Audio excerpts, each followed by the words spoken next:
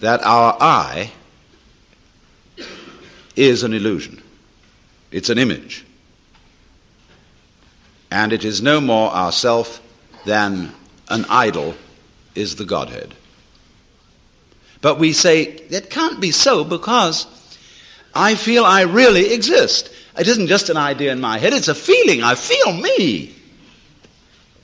Well, what is it that you feel when you feel I? Well, what is it that you feel when you feel I? I'll tell you. What do you do when somebody says, pay attention? What is the difference between looking at something and taking a hard look at it? Or between hearing something and listening intently? What's the difference? What's the difference between waiting while something goes on and enduring it? Why? The difference is this, that when you pay attention, instead of just looking, you screw up your face, you frown and stare. That is a muscular activity around here. When you will, you grit your teeth or clench your fists. When you endure or control yourself, you pull yourself together physically, and therefore you get uptight. You hold your breath. You do all kinds of muscular things to control the functioning of your nervous system. And none of them have the slightest effect on the proper operation of the nervous system. If you stare at things, you will rather fuzz the image than see them clearly. If you listen intently by concentrating on muscles round the ears, you will be so much attending to muscles here that you won't hear things properly. And you may get singing in the ears. If you tighten up with your body to pull yourself together, all you do is constrict yourself. I remember in school, I sat next to a boy who had great difficulty in learning to read. And what they always say to children is, try. If you can't do something, you must try. So the boy tries. And what does he do? When he's trying to get out words, he grunts and groans as if he were lifting weights. And the teacher's impressed. The boy is really trying. Gives him B for effort. All he's doing...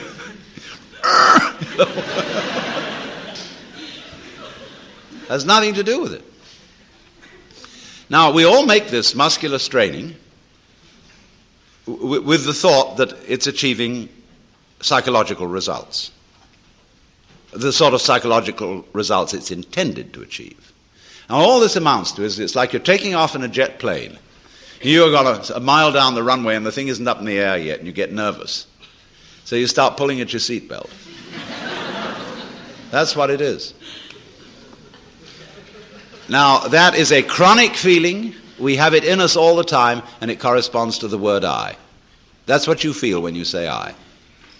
You feel that chronic tension. Because when an organ is working properly, you don't feel it. If you see your eye, you've got cataract. If you hear your ears, you've got singing in your ears, getting in the way of hearing. When you are fully functioning, you are unaware of the organ. When you're thinking clearly, your brain isn't getting in your way. Actually, of course, you are seeing your eyes in the sense that everything you see out in front of you is a condition in the optic nerves at the back of the skull. That's where you're aware of all this. But you're not aware of the eye as the eye. I'm talking about the optical eye. So when we are aware of the ego I, we are aware of this chronic tension inside ourselves. And that's not us. It's a futile tension. So when we get the illusion, the image of ourselves, married to a futile tension, you've got an illusion married to a futility. And then you wonder why I can't do anything. Why I feel in the face of all the problems of the world impotent. And why I somehow cannot manage to transform I. Now here we get to the real problem. Because we're always telling each other that we should be different. Now I'm not going to tell you that tonight. Why not? Because I know you can't be. Nor can I. That may sound depressing, but I'll show you it isn't. It's very heartening. But everybody, you see, who is at all sensitive and awake to their own problems and human problems is trying to change himself. We know we can't change the world unless we change ourselves. If we are all individually selfish, we're going to be collectively selfish. If we don't really love people and only pretend to, somehow we've got to find a way to love. After all, it's said in the Bible, "Thou shalt love the Lord thy God, and your neighbor as yourself." You must love. Yeah, we all agree. Sure. But we don't. In fact, one psychologist very smartly asked a patient, "With whom are you in love against?"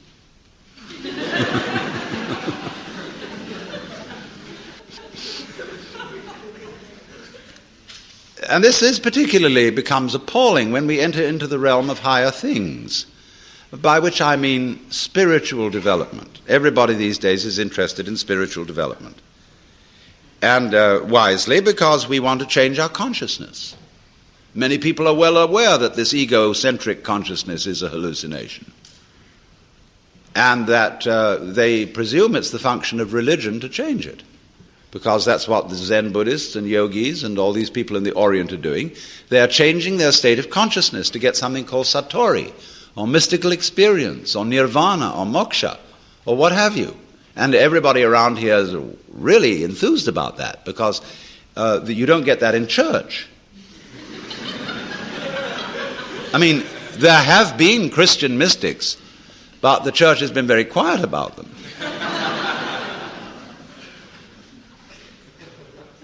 But in the average church, all you get is talk. There's no meditation, no spiritual discipline. They tell God what to do interminably, as if he didn't know. And then they tell the people what to do, as if they could or even wanted to. And then they sing religious nursery rhymes.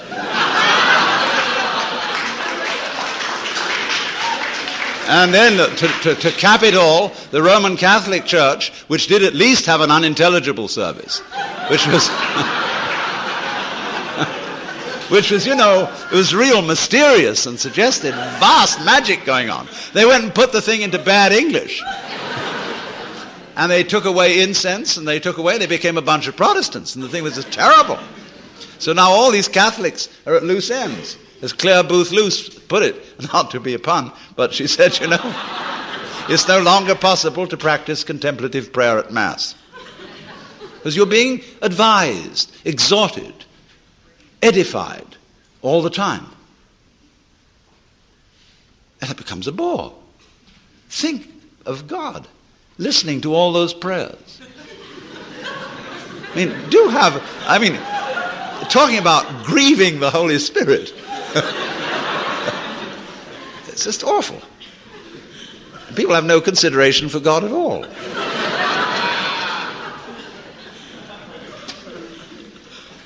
So,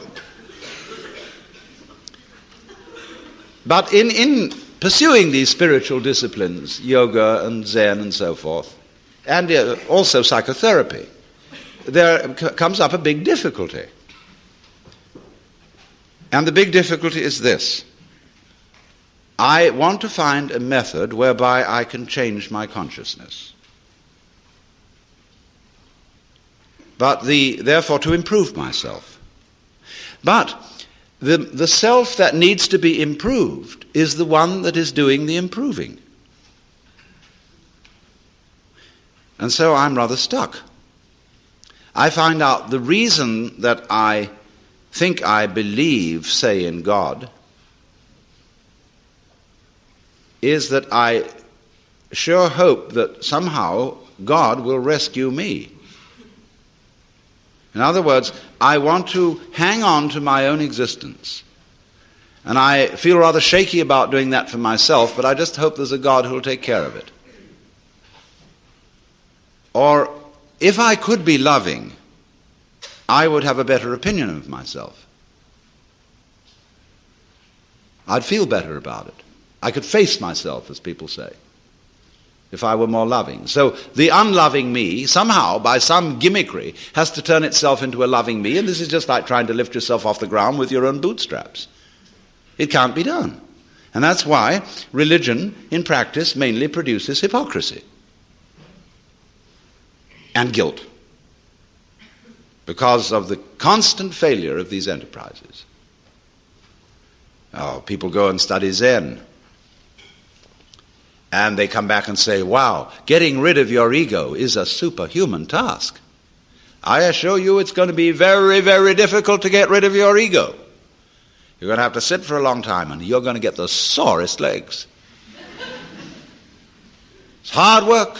And all you wretched kids who think you're getting rid of your ego on pot or something or other and easy yoga, you don't know what you're in for when it really comes down to the nitty-gritty. Well, you know, the biggest ego trip going is getting rid of your ego.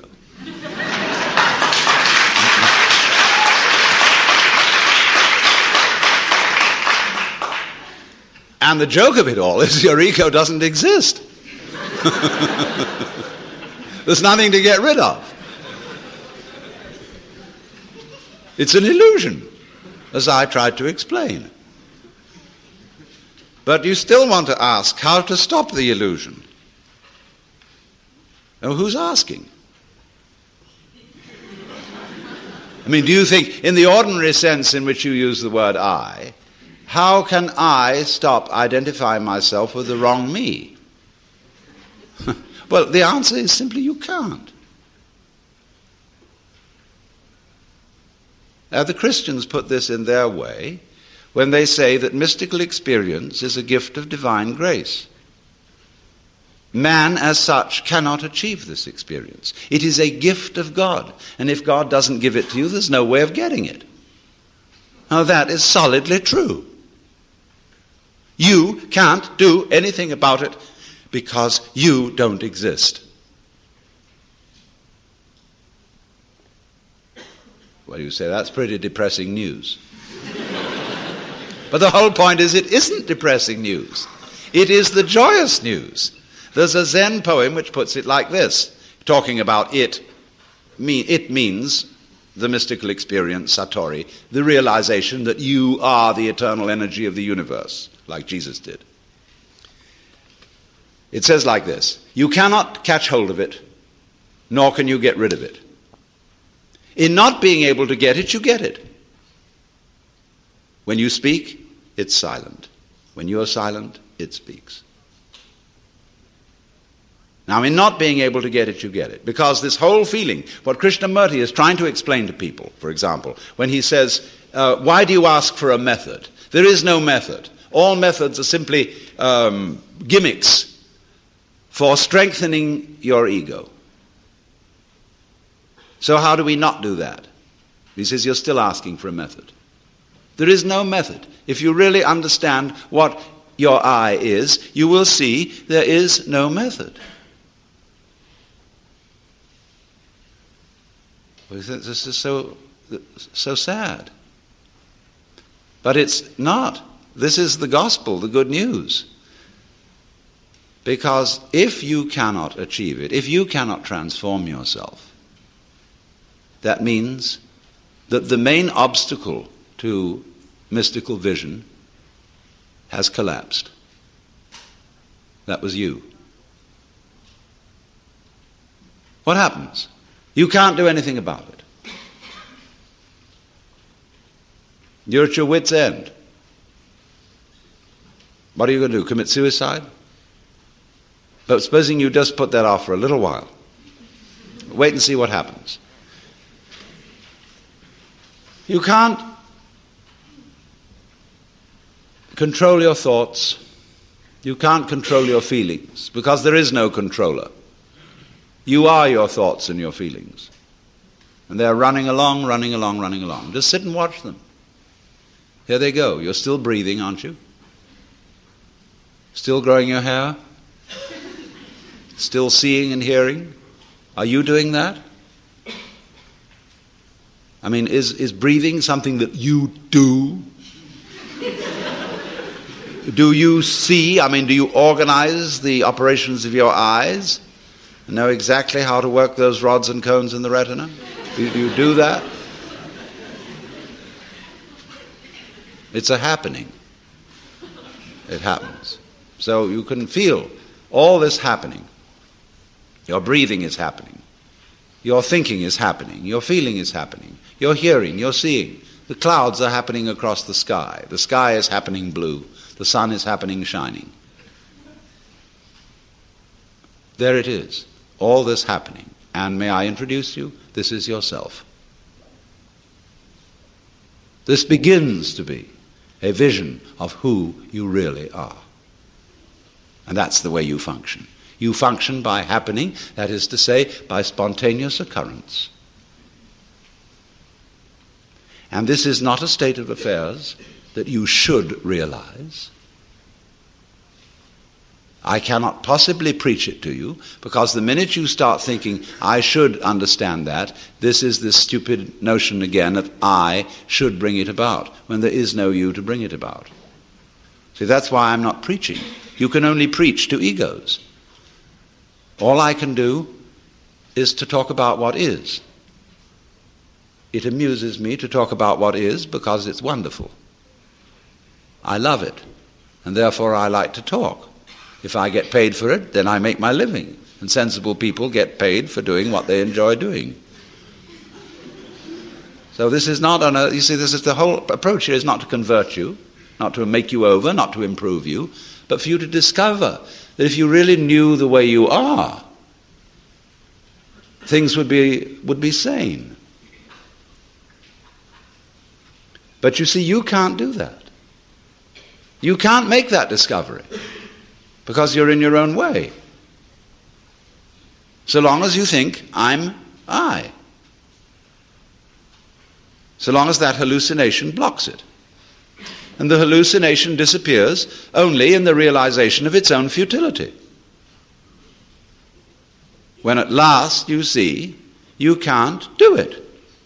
You cannot make yourself over. You cannot really control your own mind. See, when we try to control the mind, a lot of yoga teachers try to get you to control your own mind, mainly to prove to you that you can't do it. There's nothing, a fool who persists in his folly will become wise. So what they do is they speed up the folly. And so you get concentrating. And you can have a certain amount of superficial and initial success by a process commonly called self-hypnosis. And you can think you're making progress. And a good teacher will let you go along that way for a while until he really throws you with one. Why are you concentrating? See, Buddhism works this way. Buddha said, if you suffer because you desire, and your desires are either unattainable or always being disappointed or something. So cut out desire. So those disciples went away and they stamped on desire, jumped on desire, cut the throat of desire, and threw out desire. But then they came back and Buddha said, but you are still desiring not to desire. They wondered how to get rid of that. So when you see that that's nonsense, there naturally comes over you a quietness. In seeing that you cannot control your mind, you realize there is no controller. What you took to be the thinker of thoughts is just one of the thoughts. What you took to be the feeler of the feelings, which was that chronic muscular strain, is just one of the feelings. What you took to be the experiencer of experience is just part of the experience. So there isn't any thinker of thoughts, feeler of feelings. We get into that bind because we have a grammatical rule that verbs have to have subjects. And the funny thing about that is that verbs are processes and subjects are nouns, which are supposed to be things. How does a noun start a verb? How does a thing put a process into action? Obviously it can't.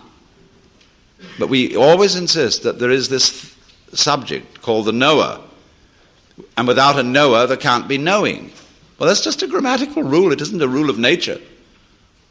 In nature, there's just knowing, like you're feeling it.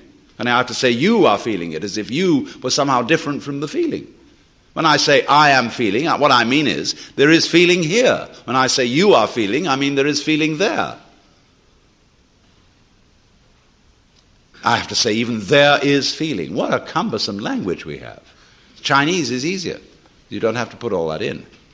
You can say things twice as fast in Chinese as you can in any other language. Well, anyway, when you come to see that you can do nothing, that the play of thought, of feeling, etc., just goes on by itself as a happening, then you are in a state which we will call meditation. And slowly, without being pushed, your thoughts will come to silence. That is to say, all the verbal, symbolic chatter going on in the skull. Don't try and get rid of it, because that will again produce the illusion that there's a controller. It goes on, it goes on, it goes on, and finally it gets tired of itself and bored and stops. And so then there's a silence. And this is a deeper level of meditation. And in that silence, you suddenly begin to see the world as it is. And you don't see any past, and you don't see any future. You don't see any difference between yourself and the rest of it. That's just an idea. You can't put your hand on the difference between myself and you. You can't blow it, you can't bounce it, you can't pull it. It's just an idea. You can't find any material body, because material body is an idea. So is spiritual body. This is somebody's philosophical notions. See, reality isn't material. That's an idea. Reality isn't spiritual. That's an idea. Reality is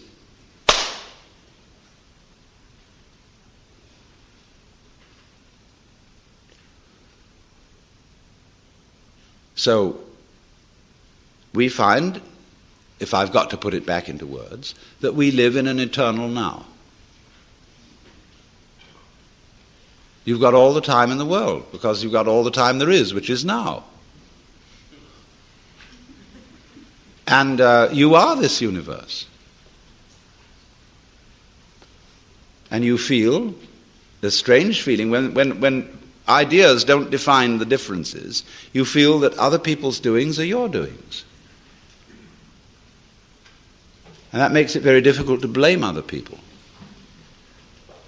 If you're not sophisticated theologically, you may, of course, run screaming in the streets and say that you're God. In a way, that's what happened to Jesus, because he wasn't sophisticated theologically. He only had Old Testament biblical theology behind him. If he'd had Hindu theology, he could have put it more subtly. But it was only that rather primitive theology of the Old Testament. And that was a conception of God as a monarchical boss. Thanks. And you can't go around and say, I'm the boss's son.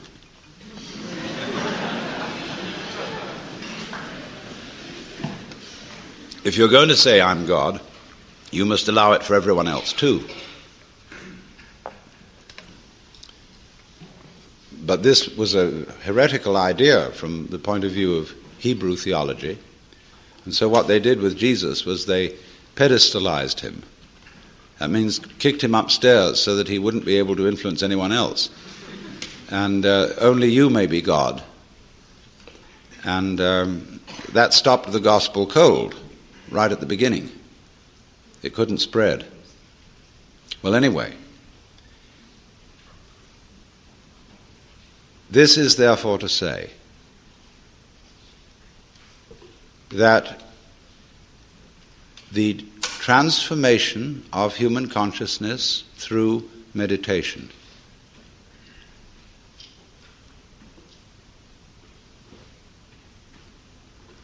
is frustrated so long as we think of it in terms of something that I myself can bring about by some kind of wangle, by some sort of gimmick.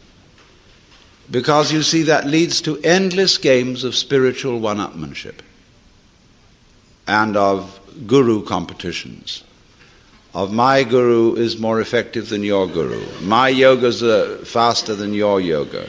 I'm more aware of myself than you are. I'm humbler than you are. I'm sorrier for my sins than you are. I love you more than you love me. This interminable goings-on about which people fight and wonder whether they are a little bit more evolved than somebody else and so on. All that can just fall away. And then we get this strange feeling that we have never had, you see, in our lives, except occasionally by accident. Some people get a glimpse that we are no longer this poor little stranger and afraid in a world it never made, but that you are this universe, and you are creating it at every moment, because you see, it starts now. It didn't begin in the past. There was no past. See, if the universe began in the past, when that happened, it was now. See? Well, it's still now. And the universe is still beginning now, and it's trailing off like the wake of a ship from now. In the wake of the ship fades out, so does the past. You can look back there to explain things, but the explanation disappears. You'll never find it there. Things are not explained by the past. They're explained by what happens now. That creates the past. And it begins here. That's the birth of responsibility. Because otherwise, you can always look over your shoulder and say, well, I'm the way I am because my mother dropped me. And she dropped me because she was neurotic because her mother dropped her. And away we go back to Adam and Eve, or to a disappearing monkey or something. We never get at it. But in this way, you're faced with it, you're doing all this.